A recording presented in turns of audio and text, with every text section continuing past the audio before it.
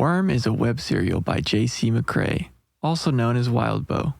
You can read Worm in its original format by visiting parahumans.wordpress.com or donate to Wildbow's Patreon at patreon.com/wildbow. This story isn't intended for young or sensitive readers.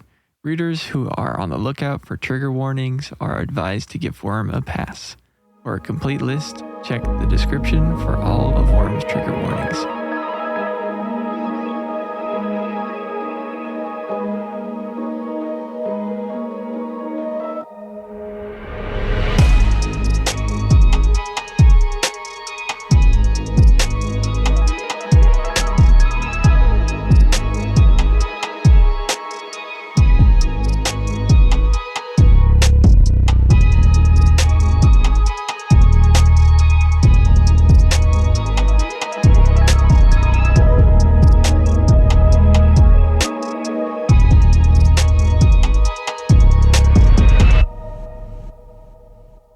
Take that, you worms. We're back. Arc 26, Alan. Made it to Arc 26. We're here. And I, just right up front, I was not prepared. I remembered these like final few arcs until the end kind of blur together, and I forgot how involved Arc 26 was. We got a lot to get through. Yeah. I also feel like, and this is usually our case with a lot of these first episodes. I feel like we just did one like this, but I feel like there's not actually going to be that much to talk about the episode because we're still trying to put together what the heck the season is. Yeah, I think that is the bulk of this. Is what are we doing, and how much of this arc gets it? We'll get through it. We'll go through the arc. I think we'll go through the arc for sure, as we do. But yeah, I think the biggest thing is going to be just, you know, what story are we trying to tell here in this final season, which is crazy. We made it to the end. What's our arc? Where do we go? We obviously know how we end. We got to get there, you know. Yeah. So this kicks us off. Yeah.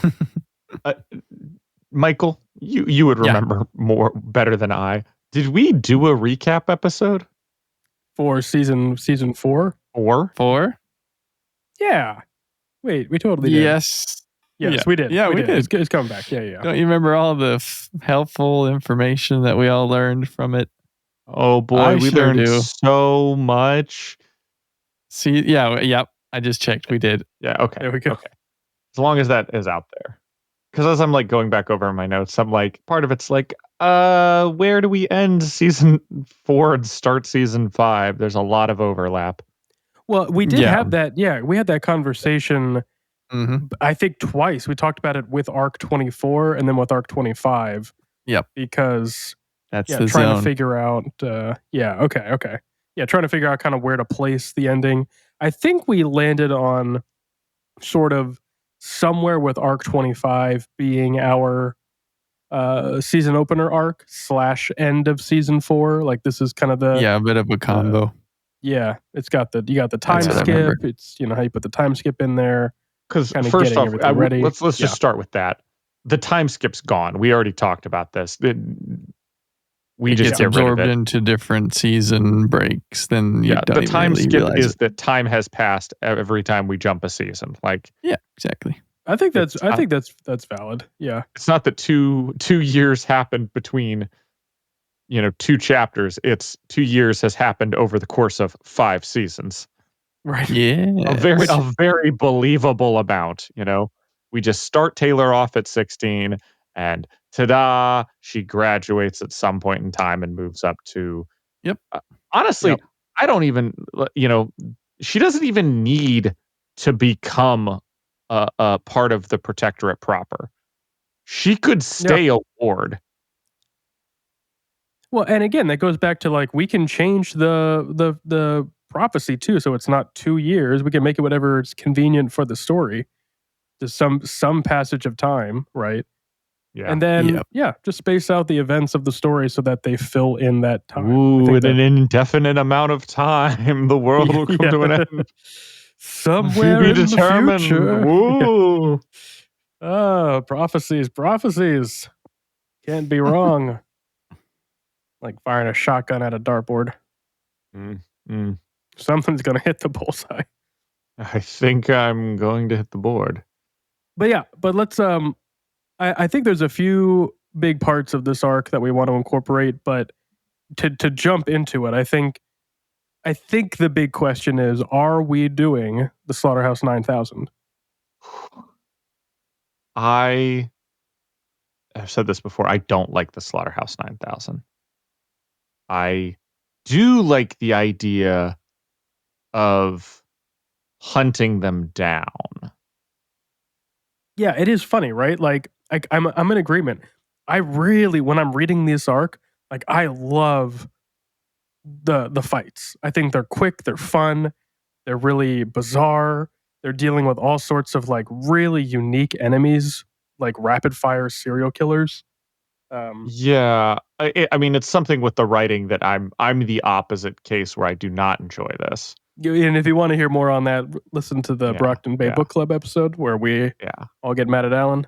We've been there. That's okay. But it's actually funny. Oh, you say with like rapid fire, and I'm going to be processing this out loud for television because in book Mm-hmm. format, I believe that it is too rapid fire, but the fights are also somehow feel too short and also take forever to like appreciate them either way. And I Mm-hmm. wonder if in film, without you having to explain all that stuff, if the process of having, weird clones and dealing with their powers really quickly and just not explaining most of that would process a lot better in film. And it's funny you say that because that's kind of where I was going, but just from a different angle. So I agree. I don't think the Slaughterhouse 9000 arc, like that villain arc, works as well written as I'm sure Wildbow intended. That does seem to be a somewhat consensus amongst the fans. It's just sort of fine, but it's not the ultimate fight I think people were expecting getting to Jack. However, I think a really cool way you can kind of spin this, because when reading it, you get the inside information. These are all prior Slaughterhouse 9 members that have been cloned and resurrected, and you're kind of getting that explained to you, exposition style when reading. But when watching, you're not going to do that. So either one, you've got to just like have Tattletale or something like that, just explaining every fight to the audience. And here's a nice guy. He's a nice guy. Just kind of going one at a time. Yeah. Or you don't do that and you kind of rewrite it. So rather than clones of old Slaughterhouse 9 members, what they've been doing this whole time is recruiting like the worst of the worst from around the globe. Something to that effect. So where you're not having to explain the whole like vat of clones. And instead of like, oh no, there's 9 Nixes, it's just one Nix. You just kind of you eat that, and you just change it to where like Jack just powered back up, recruited a bunch of really crazy sons of bitches, and now you got to fight them again. And like this is the big fight is getting through his new army, if you will. More like Slaughterhouse 2.9, Yeah.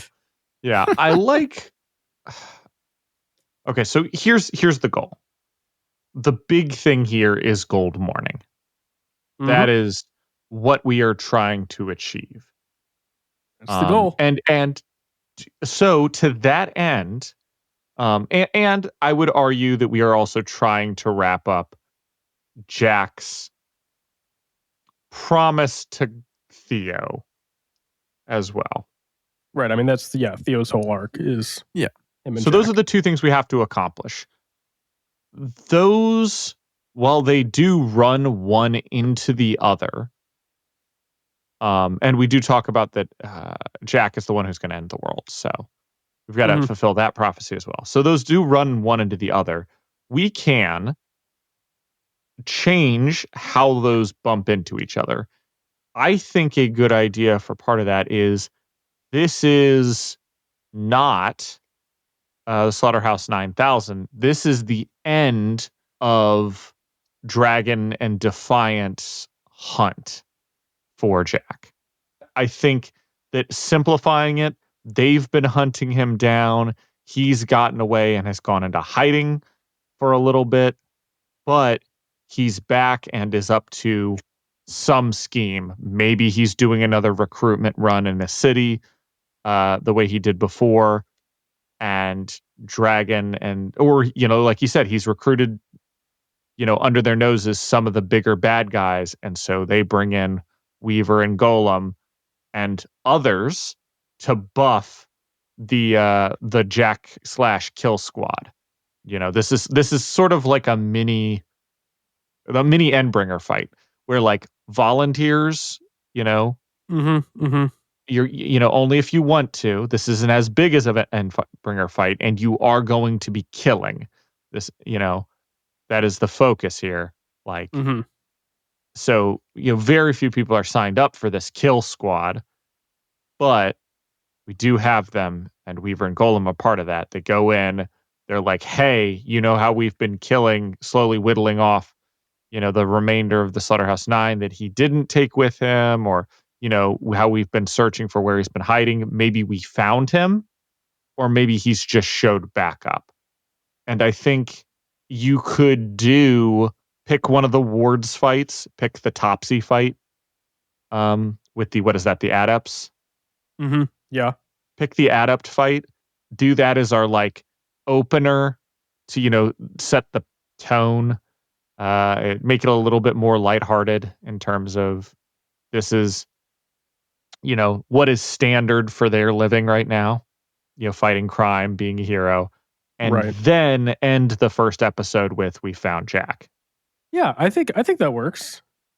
I think the difficult thing to meld, which would be regardless of what direction we chose, is the two things. One, the urgency with our characters, mainly Taylor, in trying to finish Jack without triggering their end of the world. Right? That's like her little anxiety attack this whole arc.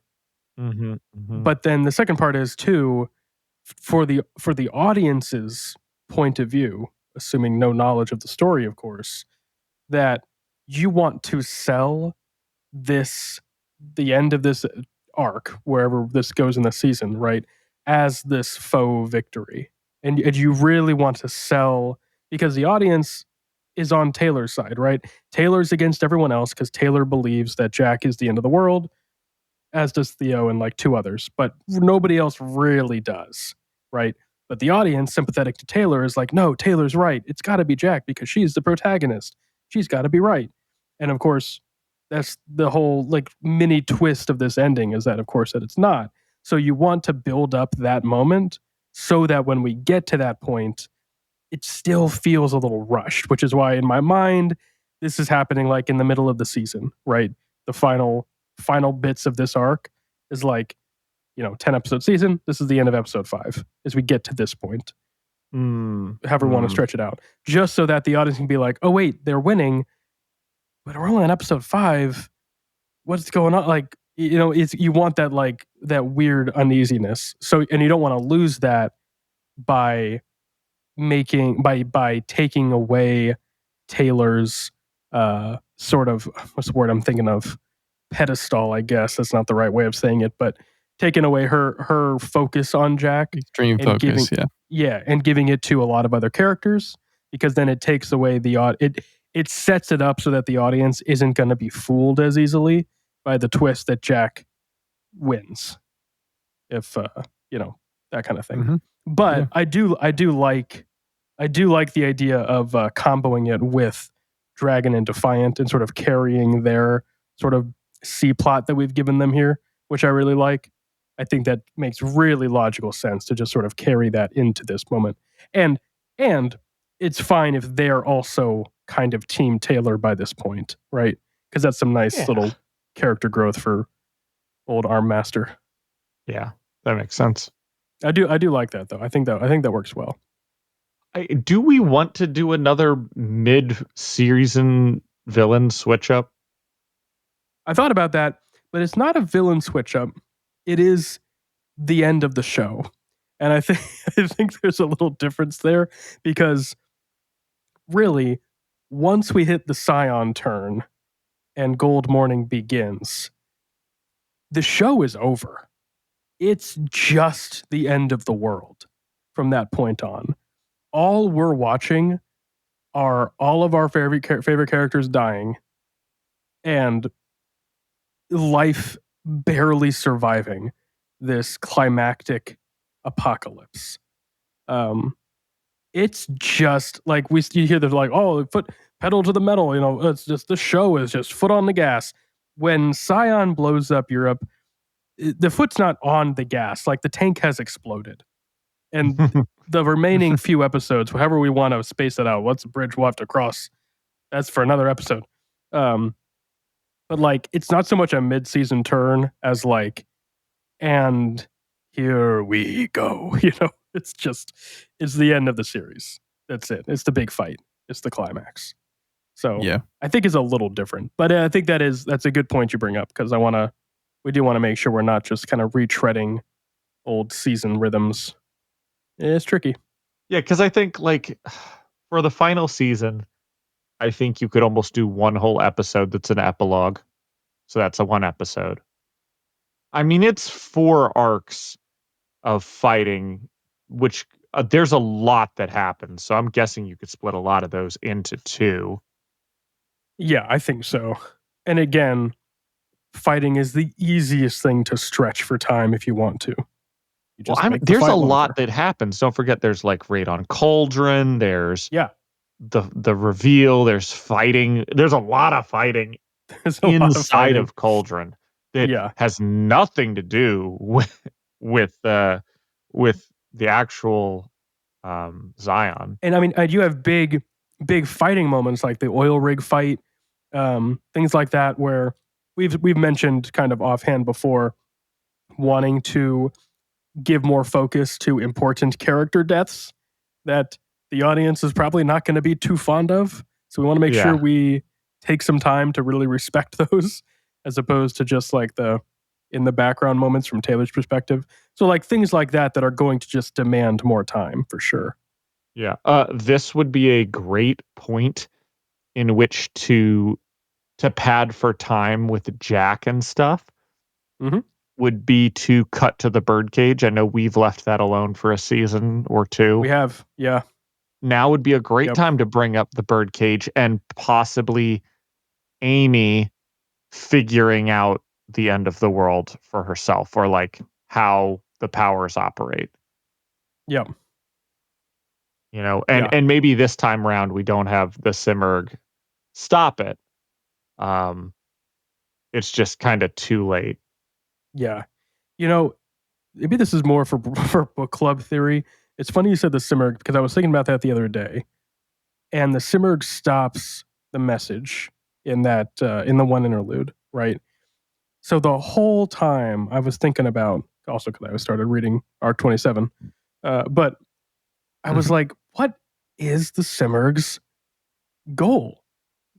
And don't spoil it if you remember, because I don't. It would be fun to experience again. But just say yes or no. Like, is that resolved, or is it kind of left pretty ambiguous that the Simurg is planning something? From what I remember, I don't think there's a I don't think there's a plan there. I think it just had to do with like, oh, if they figure this out, like literally they'll figure out why I exist, maybe. So just like self-preservation, essentially? Yeah, I think it's a self-preservation thing. Okay. Because like, never forget, they get the Simurg to fight Scion. Yeah. I mean, the Simurg and Leviathan. So it's not a matter of preserving Scion. Right. I think it is a self-preservation thing. Okay. Like if you figure out how powers work, like on the cosmic scale. Got it. Okay. Interesting. Yeah, then I'm fine with that. I'm fine with giving Amy a little bit more to do And that's something we can also touch on the birdcage in season 4. You know, obviously, we're just hitting big bullet points here. When we go back and scene it out, storyboard it out, I'd give the Yeah. birdcage some more time if we wanted to. I mean, and this would be a great reveal with Amy with all her tattoos to see her now that a lot of Oh time yeah. has passed. Oh, true. Right. Time passes. Exactly. I like that. I think it's like it would not be relevant to how the other rest of the story goes to have it in other things because you're basically staying in a self-contained spot. Like Mm-hmm. the characters who are in the birdcage aren't getting out of the birdcage, so they don't. They literally have no interaction or point to showing them in the previous seasons. This season, however, would be prudent because not only are you having Amy maybe drop hints about she's like, I think I kind of am like, as I'm figuring out powers and how they interact with the body, I think I have a sense, some sort of sense for like what they are, maybe, that they're Mm-hmm. alien. You know, they're not naturally occurring to the human body.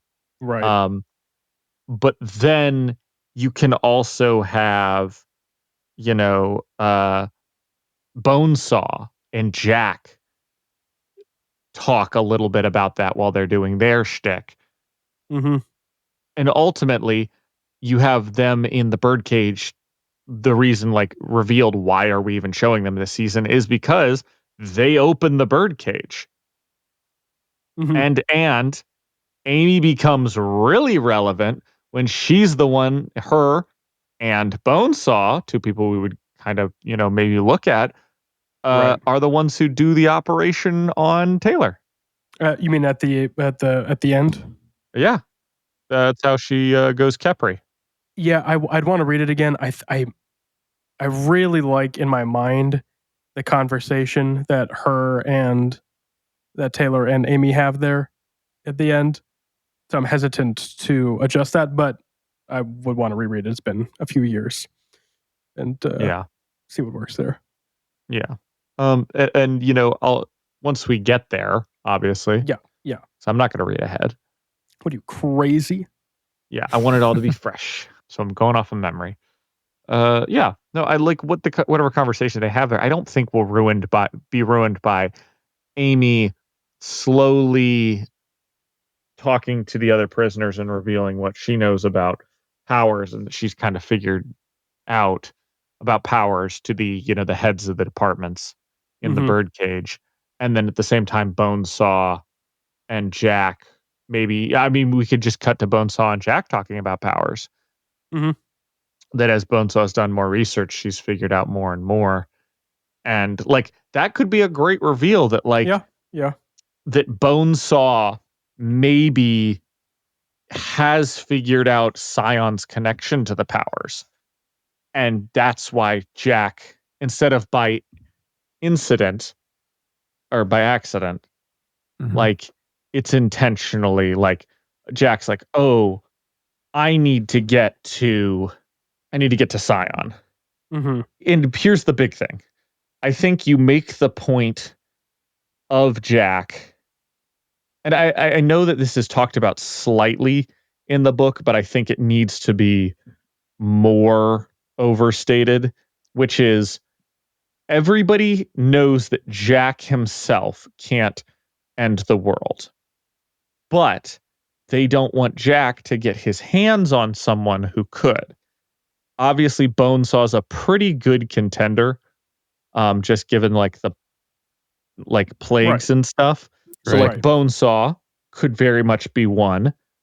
And let's say they take her, they like get her in prison or something relatively quickly so she can spout off stuff about powers and also eliminate her as a like, oh, she's not the one that Jack's going after or like was going to use. We've got her, she's not the end of the world. So what S class threats are out there? And then people start listing off, oh, Nilbog, Sleeper, and they're like, "Oh, yeah, yeah. We just gotta make sure that he doesn't get in touch with any of them because we don't know what he'd be able to do." Mm-hmm. And Scion is one of those, and I think having a fake out where, like, they think he's going to Nilbog, and I think having that be a fake out of some kind. We're like, no, he's actually headed towards Scion. Mm-hmm. And putting a timer on that would be really great. You know, oh, Jack's out. They're like start to fight Jack, and or track him down, and all of a sudden they get the call. Dinah's like, the timeline has just jumped. Mm-hmm. Like this isn't a like the numbers are the numbers are going up. The numbers are going up. They've skyrocketed. Like the end of the world is imminent. We are talking like a matter of hours now. Mm-hmm. This was something we thought was like maybe a month off that we were preparing for or something like that. Well, and so there's a couple interesting things that I really like in this arc. One is that Jack is not aware that the heroes, the Protectorate, see him as the end of the world, right? It's not until the torture of that PRT agent in his little dimension when he's got Aster and all of that, that it kind of spills out. You could probably theorize. We don't get a Jack interlude, you could probably theorize that he's maybe picking up on something, but at least to the reader, he's not aware that this is a thing that everyone's concerned about for him. He's just an agent of chaos. He just loves chaos. So there's that element that's kind of fun to play with. The other thing is that they were about to win. Remember when Dinah and Theo are talking, and he's like, "Run, blue, blue, blue, blue, blue," and then what's the color now? Red. It's now, and like you said, numbers skyrocket in the opposite direction. The world can be saved. There's this moment where like you really like they probably would have won if Scion just wasn't quite as close as he was. Like they were so close to winning. But I really like the idea of the fake out, but I think you could even do it even subtler where they're just like rattling off S-class threats. Anyone got location on Scion? Because they're always watching Scion. Oh, he's over Norway. And then like checking in every now and then with other, S-class threats. Oh, Scion's over, just out of the picture. Don't worry about it. Until you just get a call like checking in on Scion. He's 2 miles away or something like that, Yeah. just kind of that kind of thing. I feel like there's some really cool ways to probably build tension with that. Yeah. I like it. Okay, so here's the thing. Okay, so we have a bunch of weird stuff that happens that I don't think is great for television because we're not trying to focus on this. We're trying to get to Gold Morning. And a lot of this is going to feel out of place and such an aside. So Slaughterhouse 9000, first one. I think Nilbog is a big distraction, not in the plot, but as a device. Like, I don't like it. Interesting. I'd be wary about either we kind of make it, we don't spend as much time dealing with Nilbog, or we just, I don't know, skip him. It's funny because in my mind, I agree it's a little awkward, but in my mind, I think it maybe would be something we maybe shorten, but do more settings like that, where what we get is like maybe, however long, 2 episodes, it doesn't matter, where we kind of just get these little reoccurring beats of Jack escapes to go find another powerful ally. Taylor and the Protectorate chase him. So he finds Nilbog. That doesn't work.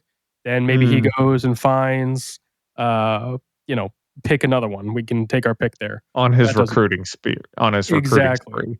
Okay, yeah. If we're going back to the recruiting spree that he's trying to rebuild the Slaughterhouse 9 after being gone for so long and having lost basically everyone except for Bonesaw, like that he's trying to rebuild a new Slaughterhouse 9, then I'm on board.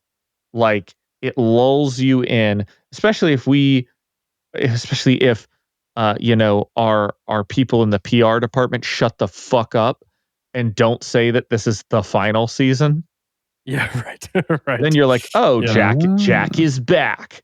Yeah. And he's trying to make the Slaughterhouse 9 better than ever. Right. And then you're lulled into like monster of the week almost. Like monster of the week Exactly. with overarching plot.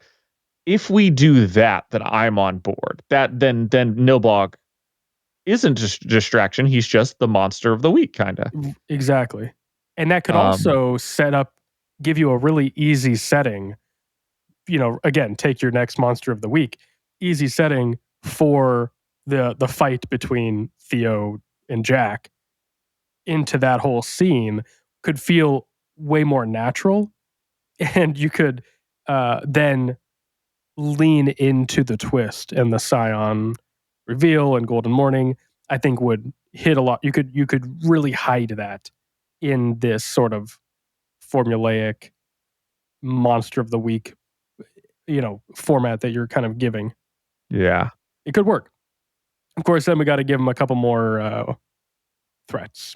You know, Yeah. Yeah. I mean, this is perfect time. You have some like big boys, you have some shitty boys.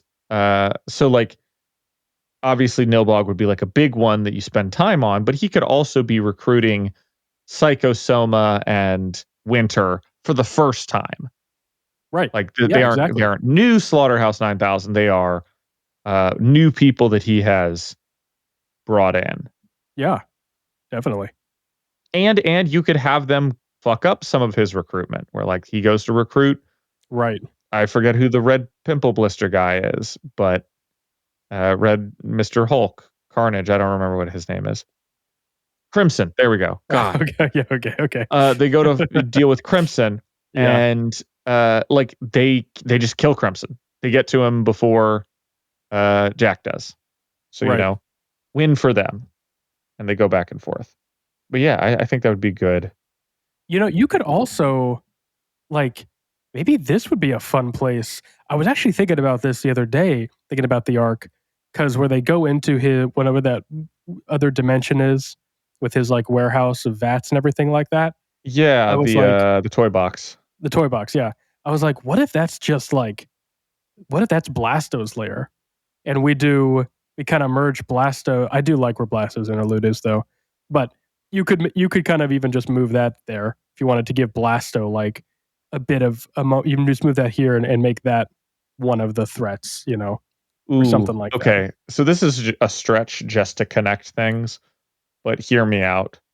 Gray Boy is a villain that got taken out a long time ago. That was part of the Slaughterhouse 9.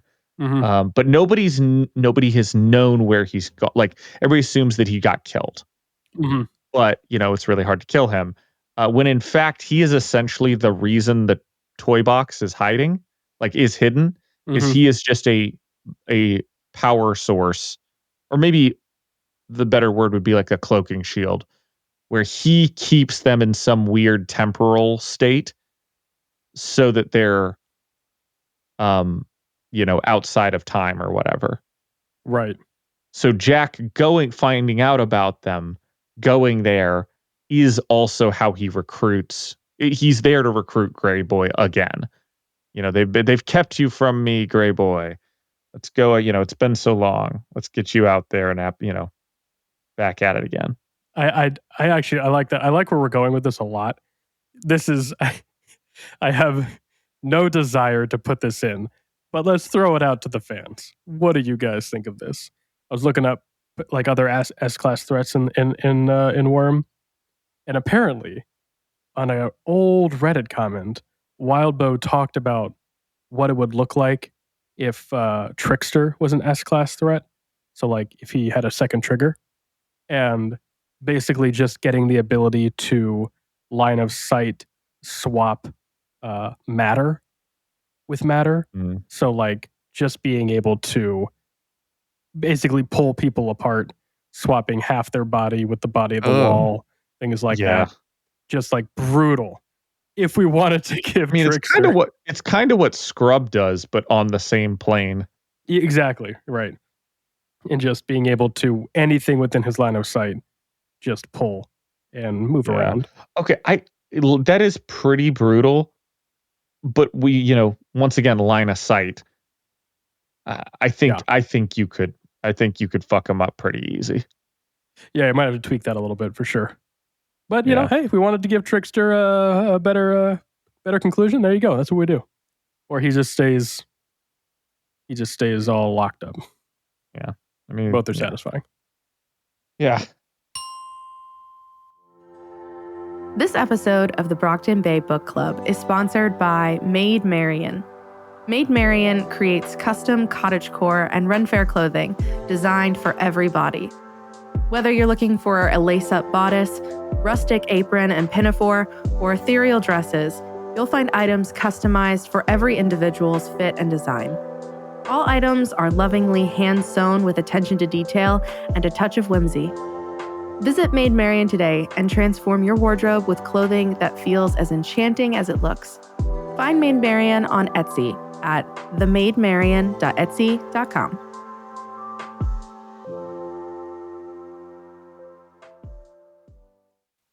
I do really enjoy going through Killington.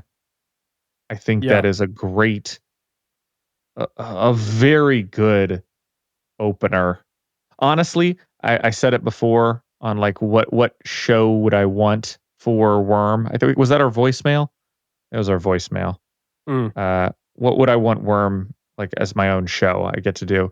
And I would love to do the small town detective trying to figure out Yeah, that was. yeah. what superhero or what villainy is going on in my town. Yeah. Sort of to the setting of season 4 of True Detective in like Alaska in the dark, and it's all creepy and everything. Right. Right. And Killington scratches that, that in the snow, walking around, everything feels like it's almost cast in red light when I read it. It's just everything's ritualistic and symbolic and sometimes wanton and random, but like, they've got the numbers on all the bodies. Like it is pretty good, visually speaking. I think the ambiance is there. So I don't know that I want to get rid of that, but I don't know if I don't want that as the opener necessarily. Yeah. It would slap though. Yeah. I mean, I imagine we'll probably have to. I do like that. We'll probably sit down and kind of. I mean, obviously we'll need to for our season finale, but we'll need to kind of hash out exactly where these episodes begin and end. I don't hate that. I do like that. I think it kind of just depends on how we want to start the whole season, and end season 4, essentially. Yeah, that's good. Yeah, I think a soft pitch. We open on fighting Topsy and them. Do we want to fight Jack or like be tracking down Jack in the first episode or begin that hunt at the end of the first episode? Yeah, right. And again, I think it probably depends on how we want to end season 4.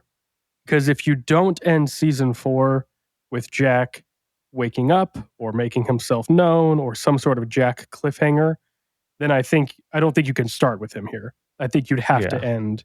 In fact, actually, now that we're kind of talking about it, I kind of like that better because you could start this season with them fighting some crazy threat. Again, however you want to bridge the seasons, we'll cross that bridge. And they're, it's this crazy threat. Who are these guys? What's going on? Yada, yada. Barely survive. And then reveal at the end of the episode that, oh, these were Jack's recruits. He's back. Pull a hole. What is that? Prisoner of Azkaban. He's back. Yep. He who must not be named. Yeah. Jacob Slashington. Yeah. I like the idea of like they capture or straight up kill. We'll go kill one of these crazy villains and, clutched in their hand is a note. And the note reads at the top, the rules of the game. Yeah, right. And you're like, motherfucker. Like, you don't even need to explain the rules. You just see it in their hand and you're like, I know what this is. Yeah. Just open it up. It's a little birthday card. Oh, it says happy birthday, Theo on it. Oh, you see, this is good. I like that. Oh, Or happy anniversary or something like that. Happy anniversary. Yeah. Yep. Yeah. Yep. hell yeah. Time's up. Yep. I like that. Mhm. Yeah, in that case, we make this our first episode is your normal. It's just regular day in Chicago. Mm-hmm. The Bears. Yeah. Weaver's over here fighting the topsy turvy gang with the adepts, but then they go down, and she's training with Theo there. You see, and she's training him like Mike Ditka trained the Bears in their winning seasons. And I can't do that forever. I appreciated the length of the bit. That was good. It was going. Thank you. You committed. Respect. So she trains Theo. We get a little bit more of that back and forth. Keep that up. Maybe some Yamada. Love that. Little Yamada. Yeah. Yeah. Some dragons, some Defiant. Setting the normalcy for Right. what's going on. Maybe a phone call to Danny. We love that. Yep. And then we get like, hey, Dragon goes like, hey, can I grab you? Maybe not you and Theo, or like there's somebody in Chicago. We'll just go, there's somebody in Chicago doing some weird death stuff. Can you come take a look at it? We'll just say this is a regular killing, but it's super weird. So they look at it, and they're like, wow, this is some weird power. And the episode revolves around figuring out the power. Mm-hmm. Like, how are they doing this? And Psychosoma would be a great one, because Psychosoma is a real, fucking with their heads, and you could have the characters hearing things Right. that they think the other people are saying, yada, yada. And ultimately, they kill Psychosoma or whatnot, and they find the birthday card that says, happy anniversary, Theo.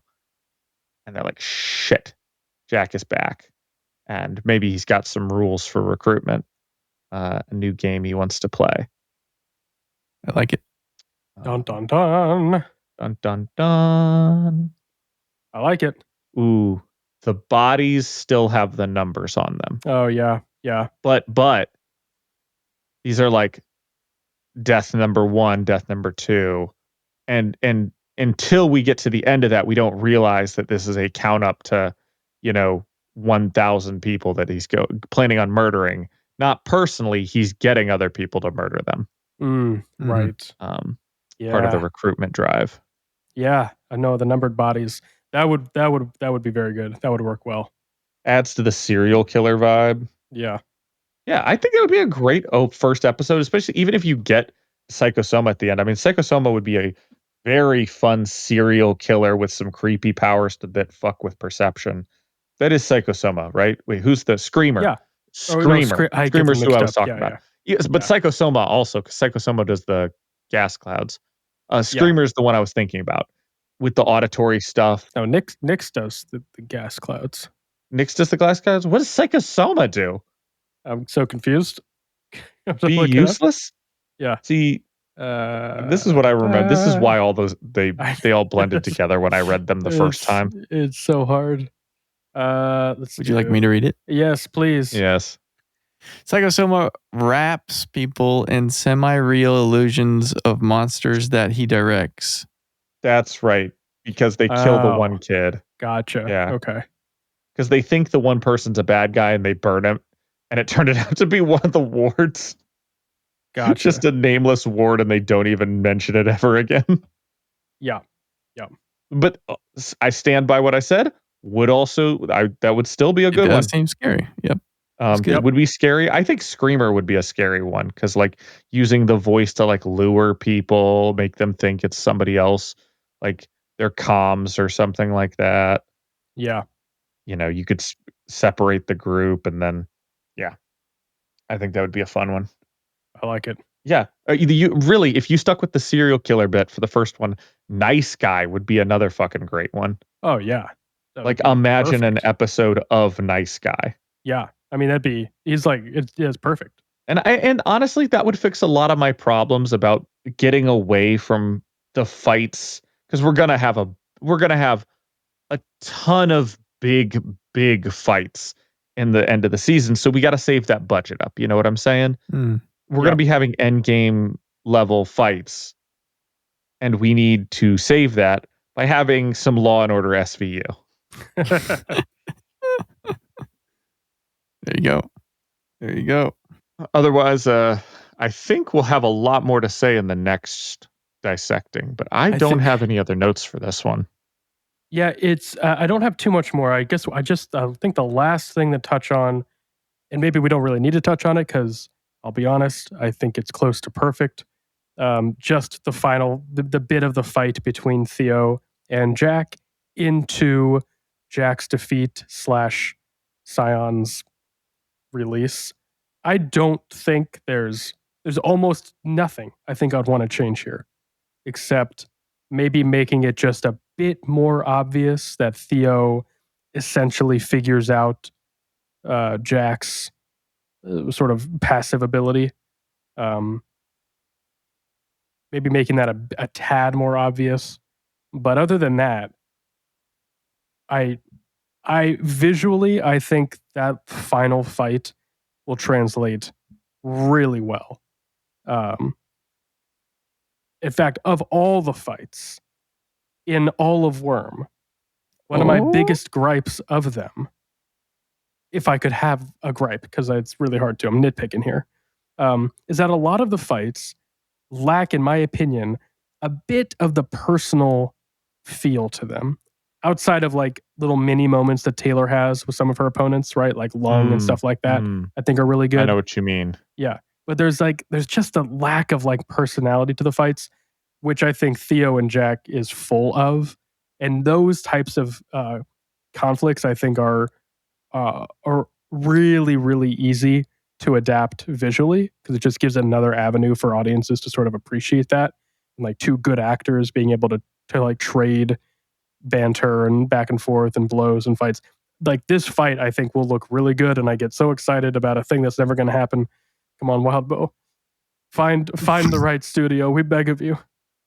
But yeah, no. All that to say, I really, really like the ending of this arc. I think it would translate very, very well to film or television. Yeah, absolutely. I was thinking, right as you said that, like, I hope you find the right studio, and it made me think for just a second that because Worm is so very universally beloved by the Wildbow community, and like you've said before, the perfect version of Worm already exists. It's called Worm. It's called a Worm. web serial, and you can read it. Yep. But I think I go again that I think Ward, the sequel, needs more narrative work to make it flow better. Like it would actually probably improve with a lot of editing and being done as a show. And in terms of popularity, it was very much what I felt like seemed like a 50-50. Which what I'm thinking here is I think people might be a lot more open to having Ward adapted rather than Worm. Interesting. Like people being fans of, you mean fans of the story? Yeah. Well, not just fans of the story, but the people who aren't the fans of the story. Like, I didn't like Ward, so like, Ward take 2. I see what you're saying. Yeah. It's a second take. You could do a second take on something that people were, iffy on. Gotcha. Interesting. Which, is one thing I think about. I think about remakes when we're talking about remakes. People don't need to remake good stuff. You really don't. Do things end up being good like Dune? Absolutely. But if we're gonna remake something, find something that like had that nugget of like, there was something here, but it wasn't done well. It wasn't handled well by whoever was the writer for it or the director. I think about this with a lot of books I read where I'm like, dang, this had the first chapter where they introduced the world. This was a really interesting idea that a better writer would have made good. Yeah. And I think about that maybe with Ward, where like, or pick any work that is not beloved. Go dig through some old movie scraps and go, we need to remake RoboCop. You don't need to remake RoboCop. You Right. need to remake, I don't know, Lawnmower Man. Right. Right. Yeah. I like that. That's a good point. Be interesting. It'd be interesting to see what people have to say about that. Again, of course, I haven't read Ward yet, so I can't weigh in just yet. But I'll can't wait. I'll be curious. That'll be fun. Be fun to talk about. Yeah. All right. I think that wraps us up. I think we're good. I think we're kind of got a trajectory here, and some exciting arcs to come as we wrap up this entire show somehow. Whew. Jeez. Also, one thing we can't change at all. Mm-hmm. UK's got to go. Sorry. UK's got to go. It's gone. We're blowing up England. Yeah. Oh my gosh. Blowing up England. Yeah. On that note, take that, you worms. Take that, you worms. See you next time. Thank you so much for listening. Read along with us at parahumans.wordpress.com. We'd love to hear your thoughts. What did you love? What did you hate? Anything you think we missed, etc., as long as it's kind. If you'd like to get in touch, you can find us on Twitter, Threads, Instagram, TikTok, and Reddit at Brocktonbaybc, or click the link in the description.